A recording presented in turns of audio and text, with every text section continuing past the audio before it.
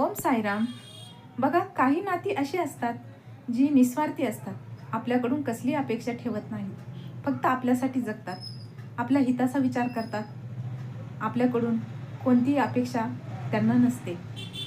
निस्वार्थपणे आपल्यासाठी जगणे हेच त्यांचे ध्येय असते.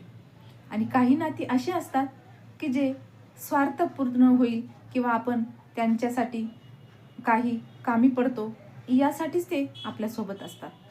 नाहीतर ते नातेही टिकत नाही किंवा स्वार्थापुरतेच मर्यादित असते. बघा, निस्वार्थी नात्याकडे आपण कोणत्या दृष्टीने बघतो? अगदी मनापासून त्या नात्यात आपण पूर्ण योगदान देण्याचे प्रयत्न करतो किंवा त्या व्यक्तीचे आपल्या मनात सर्वोच्च स्थान असते.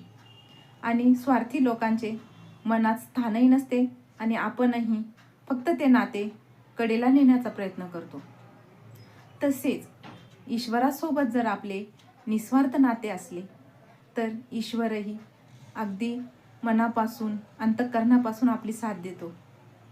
कारण ईश्वरालाही समजते की या भक्ताला माझ्याकडून काहीच अपेक्षा नाही किंवा याची भक्ती स्वार्थी नाही, हा माझी भक्ती फक्त निस्वार्थपणे करत आहे, माझ्यासाठी करत आहे. म्हणून ईश्वरही अगदी अंतःकरणापासून मनापासून आपली साथ देतो. आणि जर आपली भक्ती स्वार्थी असेल, ईश्वराकडून काही मिळते, काही देणार किंवा काही देत आहे, फक्त काही अपेक्षा ठेवून जर भक्ती केली तर ईश्वरही नाराज होतो. ती स्वार्थी भक्ती ईश्वरालाही आवडत नाही. म्हणूनच ईश्वराची भक्ती निस्वार्थपणे करावी. आपल्याला कधी काय हवे आहे आणि कधी कशाची गरज पडेल हे त्यालाच माहीत असते. तो वेळोवेळी देतही असतो.